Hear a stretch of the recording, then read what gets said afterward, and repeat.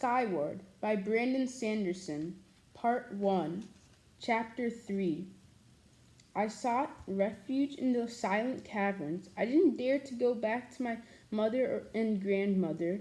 My mother would undoubtedly be happy. She'd lost a husband to the crow and dreaded seeing me suffer the same fate. Gran, she would tell me to fight. But fight what? The military itself didn't want me. I felt like a fool, all this time telling myself I'd become a pilot, and in truth, I'd never had a chance. My teachers have spent these years laughing at me behind their hands. I walked through an unfamiliar cavern on the outer edge of what I've explored, hours from igneous, and still the feelings of embarrassment and anger shadowed me. What an idiot I had been.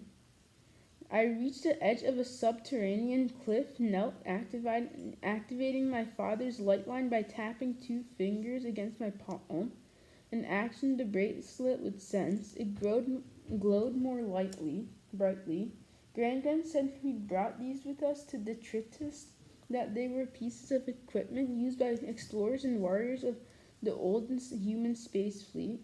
I wasn't supposed to have one, but everyone thought it had been destroyed when my father crashed. I placed my wrist against the stone of a cliff and tapped my fingers on my palm once more. This command made an energy line stick to the rock, connecting my bracelet to the stone. A 3-finger tap let out more slack. Using that, I could climb over the ledge, rope in hand, and lower myself to the bottom. After I landed, a 2-finger tap made the rope let go of the rock above, then snap back into the bracelet housing. I didn't know how it worked, only that I needed to recharge it every month or 2, something I did in secret by plugging it into power lines in the caverns.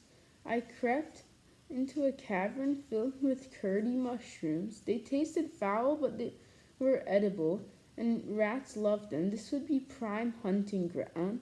So I turned off my light and settled down to wait, listening intently.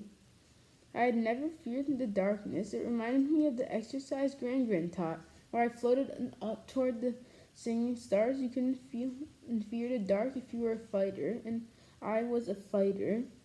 I was going to be a pilot. I looked upward, trying to push those feelings of loss. Instead, I was soaring toward the stars, and again, thought of that I could hear something calling to me, a sound like a distant flute. A nearby scraping pulled me back, rat nails on stone. I raised my spear gun, familiar motions guiding me, engaged a smidgen of light from my light line.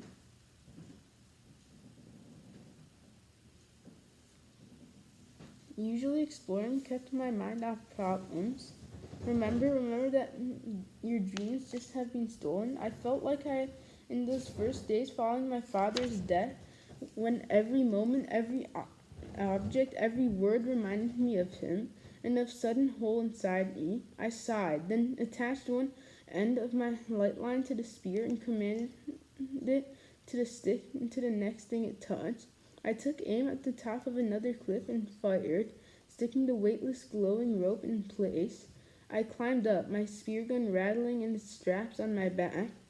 As a child, I'd imagined that my father had survived his crash, that he was being held captive in the endless, uncharted tunnels. I imagined him saving him like a figure from Gran's stories, Gilgamesh or Joan of Arc or Tarzan of Greystone, a hero.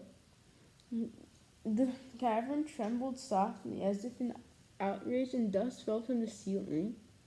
An impact up on the surface. That was close, I thought. Had I climbed so far?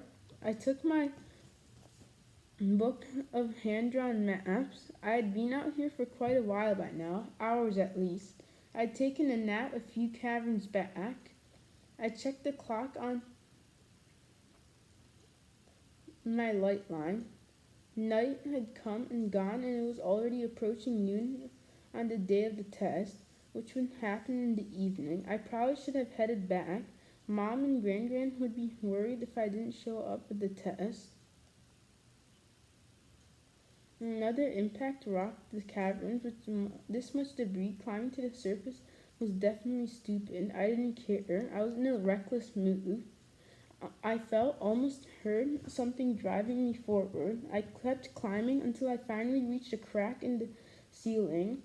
Light shone through it, but it was an even sterile white ceiling, not orange enough.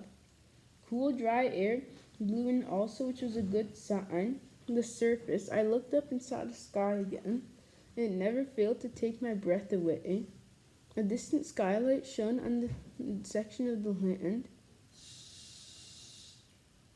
A formation of 3 scout-class starfighters flew through it, watching. Falling debris was often broken pieces of ships or other space junk, and salvage from it could be valuable. It played havoc with our radar, though, and could mask a Krell intrusion.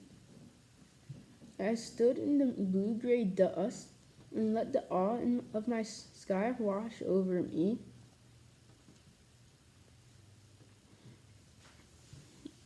I'd come close to Alta Base, which I could see in the distance, maybe a 30-minute walk or so away. Now that the Krell knew where we were, there was no reason to hide the base, so it had been expanded from a hidden bunker to several large buildings with a walled perimeter, anti-aircraft guns, and an invisible shield to protect it from debris. Outside that wall, groups of people worked a small strip of something I'd always found strange: trees and fields. What were they even doing over there? Trying to grow food in this dusty ground? I didn't dare get closer. The guards would take me for a scavenger from a distant cavern. Still, there was something dramatic about the stark green of those fields. The flight of starships and streaked toward Alta, and I took a step after them. Set your sights on something higher, my father had said. Something more grand. And where had that gotten me? I shouldered my pack and my spear gun and then hiked the other direction. I had been to a nearby passage before, and I figured that with more exploring I could connect some of my maps. Unfortunately, when I arrived, I found the passage's mouth completely collapsed. Some space debris hit the surface in the near distance. Scud, I dashed back the way I'd come. No. The air rumbled, and I could feel the heat of the approaching debris. There, I spotted a small cavern opening in the surface, part crack, part cave mouth. I threw myself toward it, skidding and sliding inside. An enormous crash sounded behind me, and it seemed to shake the entire planet. Frantic, I engaged my light line and slapped my hand against a stone as I fell into churning chaos. Then all grew still. I blinked the dust from my eyes. I had scraped my arm pretty good. Great, just great, Spencer. This is what throwing a tantrum gets you. I groaned, my head throbbing, then tapped my fingers against my palm to let the light line out, lowering myself to the floor. My palm to let the light line out, lowering myself to the floor. I flopped down, catching my breath. Other impacts sounded in the distance, but they dwindled. Finally, I wobbled to my feet and dusted myself off. I managed to locate the strap of my bat sticking out from some rubble nearby. I yanked it out and checked my canteen and maps inside. They seemed okay. My spear gun was another matter. I found the handle, but there was no sign of the rest. It was probably buried in the mound of rubble. I slumped down against a stone. I knew I shouldn't have go up into the surface during debris fall. I practically begged for this.